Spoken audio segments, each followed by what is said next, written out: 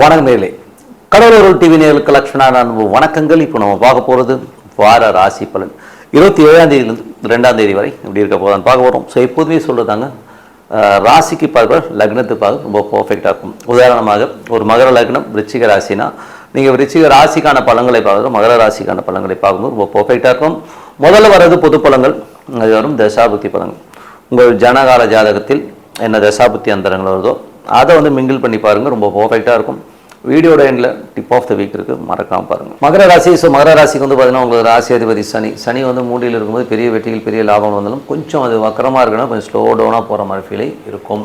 2ஆம் தேதி மூடியில் இருக்கும்போது சின்ன சின்ன கலகங்கள் இருக்கும். ஸோ அதனால் கொஞ்சம் கேர்ஃபுல்லாக இருந்துக்கோங்க. 4 மற்றும் 11ஆம் அதிபதியான செவ்வாய் 5இல் இருக்கும்போது சொத்துக்கெல்லாம் நல்ல நன்மைகள் நல்ல லாபங்கள் வர்றதுக்கான வாய்ப்புகள் எல்லாமே ரொம்ப நல்லா இருக்குது. 5, 10ஆம் அதிபதியான சுக்கிரன் இப்போ 8இல் இருக்கும்போது குழந்தைகளாக சின்ன சின்ன மன உளைச்சலுக்கு கொஞ்சம் வந்து ஒரு கஷ்டங்கள் இருக்கும். ஸோ அதனால் கொஞ்சம் கேர்ஃபுல்லாக ஹேண்டில் பண்ணுறது ரொம்ப ரொம்ப நல்லது. 6, 9ஆம் அதிபதியான புதன் உங்களுக்கு வந்து 6இலே வந்து ஆட்சி பலத்தோடு இருக்கும்போது வேலையில் நல்ல ஏற்றங்கள் நல்ல லாபம் இருக்கும். தந்தை சார்ந்த உறவுகளால் வந்து கொஞ்சம் மன உளைச்சலோ காயங்களோ இருக்கலாம், இல்லைனா அப்பாவுக்கு உங்களுக்கு வாக்குவாதங்கள் வரலாம், இல்லைனா அப்பாவுடைய ஹெல்த் இஷ்யூ சம்மந்தமான விஷயங்களை கொஞ்சம் கேர்ஃபுல்லாக இருந்துக்கிறது ரொம்ப ரொம்ப நல்லது. ஸோ மற்றபடி 7ஆம் அதிபதியான சந்திரன் கொஞ்சம் சின்ன சின்ன செலவுகள் இருந்தாலும் எல்லாமே அற்புதமாக இருக்கும். நல்ல ஒரு அந்யோன்யம் சந்தோஷங்கள் குதூகலங்கள் இருக்கிறதுக்கான வாய்ப்புகளுமே ரொம்ப நல்லா இருக்குது. 8ஆம் அதிபதியான சூரியன் 7இல் இருக்கும்போது கணவன் மனைவிகளோட ஒரு டிஃப்ரென்ஸ் ஆஃப் ஒப்பீனியன் ஒரு ஸ்ட்ரெஸ்ஸஸ் வர்றதுக்கான வாய்ப்புகளும் கொஞ்சம் கவனமாக இருக்கணும்.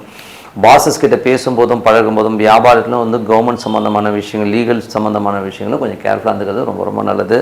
அதுக்கப்புறம் பார்க்கும்போது உங்களுடைய 10ஆம் அதிபதியான சுக்கிரன் வந்து 8இல் இருக்கும்போது தொழில் ரீதியான விஷயங்கள் இன்வெஸ்ட்மெண்ட் பண்ணும்போது 1க்கு 4 வாட்டி பார்த்து இன்வெஸ்ட் பண்ணுங்கள்.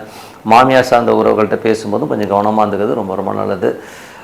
12ஆம் அதிபதியான குரு வந்து பார்த்தீங்கன்னா இப்போ 7இல் இருக்கும்போது மறைமுக வருமானங்கள் நல்ல ஒரு பிரயாணங்கள் நல்ல லாபங்கள் வர்றதுக்கான வாய்ப்புகள் எல்லாமே நல்லா இருக்குது. மற்றபடி என்னங்க என்னை பற்றி இதுவரை பார்த்தது வந்து பொது பலன்கள். இப்போ பார்க்க தசாபக்தி பலன்கள். மகர லக்னமாக வந்து சூரியன் தசாபக்தி இருக்கும்போது சூரியன் வந்து 8ஆம் அதிபதி 7இல் இருக்கும்போது கணவன் மனைவிக்கு நடுவில் கொஞ்சம் நெகட்டிவிட்டி இருக்குங்க. ஸோ கொஞ்சம் அதை மட்டும் கொஞ்சம் கேர்ஃபுல்லாக பார்த்துக்குங்க.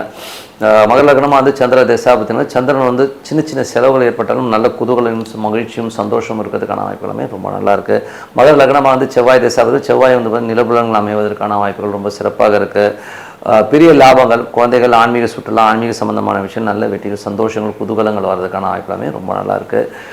மகர லக்னமாக வந்து ராகு தேசம் ராகு வந்து 2இல் இருக்கும்போது பார்த்து பேசணும், கொஞ்சம் இடவடமாக பேசணும், எமோட்டாக பேசுறதுக்கான வாய்ப்புகளும் ரொம்ப கவனமாக இருக்கணும்.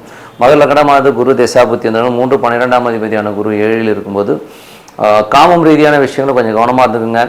கொஞ்சம் வந்து அந்த நமக்கு வந்து ஒரு சலனங்களை ஏற்படுத்துறதுக்கான வாய்ப்புகளும் கொஞ்சம் கவனமாக இருந்துக்கணும். மற்றபடி வந்து பார்த்திங்கன்னா பெரிய வெற்றிகள் வியாபார ரீதியான விஷயங்களில் உங்களுக்கு பிரயாணங்களால் பெரிய லாபங்கள் வர்றதுக்கான வாய்ப்புகள் எல்லாமே இருக்குது. மகர லக்னமாக வந்து சனி தசாபதி இருக்கும்போது சனி வந்து 3இல் இருக்கும்போது என்றைக்குமே 2ஆம் அதிபதி 3இல் இருக்கும்போது சின்ன சின்ன கலகங்கள் ஏற்படும். நமக்கு தெரியாமல் நம்மளை வாட்ச் பண்ணுறது நம்மளை வந்து கொஞ்சம் நோட் பண்ணுவாங்க. அதனால் கொஞ்சம் கேர்ஃபுல்லாக இருந்துக்கிறது ரொம்ப ரொம்ப நல்லது.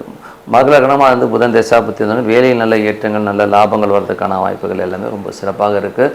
அடுத்த கட்டத்துக்கு போகிறதுக்கான வாய்ப்புகள் தந்தையோட உடல்நலம் சம்மந்தமான விஷயங்களும் கொஞ்சம் கேர்ஃபுல்லாக இருந்துக்கணும். மகர லக்னமாக இருந்து கேது தேசாவும் கேது 8இல் இருக்கும்போது லீகல் சம்மந்தமான விஷயங்கள் கடன் சம்மந்தமான விஷயங்கள் கொஞ்சம் அலர்ட்டாக இருந்துக்கிறது ரொம்ப ரொம்ப நல்லது.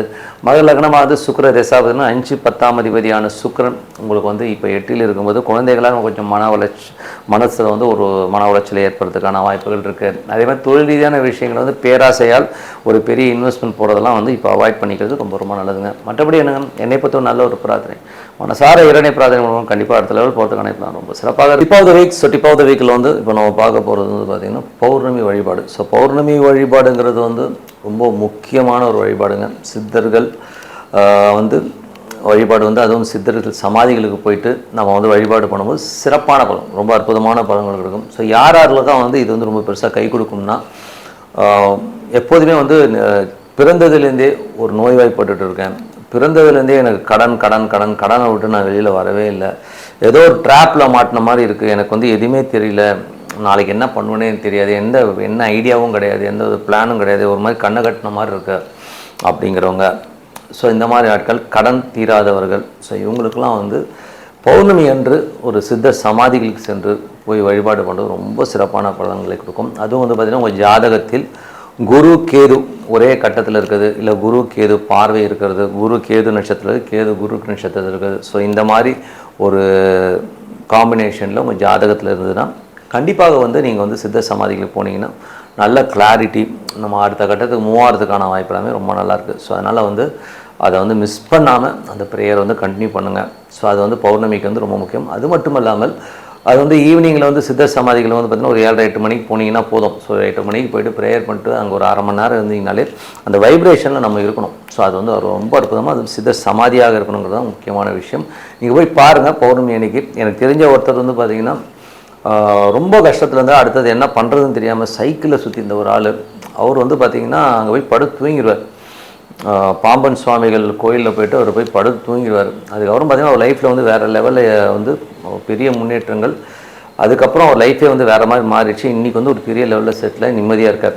காரணம் என்னென்னா அந்த வழிபாடு. இன்றைக்கும் வந்து ஒரு பாம்பன் சுவாமிகள்கிட்ட வந்து பௌர்ணமி போயிடுவார். இப்போ தூங்க விட்றாங்களா என்னன்னு தெரியல. பட் இருந்தாலும் வந்து போய் வழிபாடு அட்லீஸ்ட் வந்து பௌர்ணமி அன்றைக்கி போய்ட்டு ஒரு அரை மணி நேரமோ 1 மணி நேரமோ அந்த வைப்ரேஷனில் உட்கார்றது சிறப்பான பலன்களை கொடுக்கும். அது மட்டும் இல்லாமல் ஈவினிங்கில் வந்து நீங்கள் வந்து வீட்டில் வந்து ஒரு சின்ன வெள்ளி டம்ளர், முடிஞ்சதுன்னா வெள்ளி டம்ளர், இல்லைன்னா ஒரு புது ஸ்டெயின்லெஸ் ஸ்டீல் டம்ளர்னாலும் ஓகே. ஸோ அந்த டம்ளர் வாங்கி அதில் வந்து கொஞ்சம் பால், பழம், குங்குமப்பூ போட்டு மனதார நீங்கள் வழிபடும் சித்தர்கள் உங்கள் குலதெய்வம், மேஜராக வந்து குலதெய்வம். ஸோ குலதெய்வம் அங்கே இருக்கிறதா நினச்சி வழிபாடு பண்ணிட்டு வாங்க. கண்டிப்பாக உங்களுக்கு வந்து அடுத்த கட்டத்துக்கு வந்து நிறைய மாற்றங்கள். இது கண்டினியூவாக பண்ணும்போது எல்லாருமே வந்து உடனடி நிவாரணி அப்படிங்கிற லெவலில் தான் எல்லாமே இருக்கும். அப்படிலாம் கிடையாது.